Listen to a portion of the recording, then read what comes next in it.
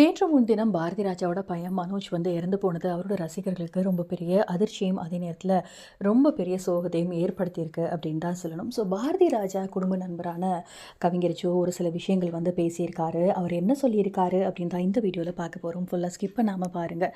So அவர் வந்து Joe நிறைய விஷயங்கள் வந்து பேசியிருக்காரு. அதில் என்ன சொல்லியிருக்காரு அப்படின்னா வந்து, பாரதி ராஜா எனக்கு ரொம்ப நல்லா தெரியும், ரொம்ப நல்ல குடும்பம், அவரால் வந்து முதுமை காரணமாக எழுந்து நடக்கக்கூட முடியாத ஒரு நிலைமையில தான் இருக்காரு. அதுலேயுமே மனோஜ் இறந்து போயிட்டாரு அப்படின்ன உடனே அவரால் எழுந்து கூட நிற்க முடியல, அந்தளவுக்கு கண் கலங்கி கதறிட்டாரு அப்படின்னே சொல்லலாம்.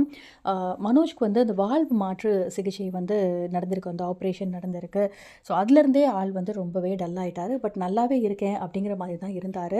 ஸோ இறக்குறதுக்கு கொஞ்சம் நேரத்துக்கு முன்னாடி பார்த்திங்க அப்படின்னா ப்ரெஷரும் கூடியிருக்கு. ஆல்ரெடி அவருக்கு வந்து உடம்புல சுகர் இருந்திருக்கு. ப்ரெஷரும் கூடினதுனால தான் அவர் இறந்து போயிட்டாரு அப்படிங்கிற மாதிரி சொல்லியிருக்காரு.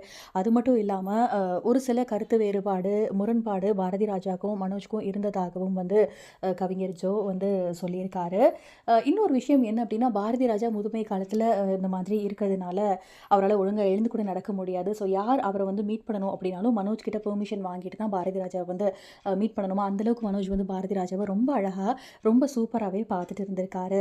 இன்னொரு விஷயம் என்ன அப்படின்னா, ஒரு நிறைவேறாத ஒரு ஆசை ஒன்று இருந்திருக்கா மனோஜ்க்கு. அது என்ன அப்படின்னா, எனக்கு வந்து உடல்நிலை சரியில்லை, என்னோட பொண்ணுங்க வந்து கல்யாணம் பண்ணுற வயசு வந்த உடனே சீக்கிரமே அவங்களுக்கு வந்து மாப்பிள்ளை பார்த்து கல்யாணம் பண்ணிடணும், அதே மாதிரி என்னோட ஆயுசுக்கு அப்புறம் என்னோட ஒய்ஃபை வந்து பிள்ளைங்க நல்லபடியாக பார்த்துக்கணும் அப்படிங்கிற மாதிரிலாம் வந்து மனோஜ் டைரியில் எழுதி வச்சுருந்ததா ஒரு சில தகவல் வந்து வந்திருக்கு.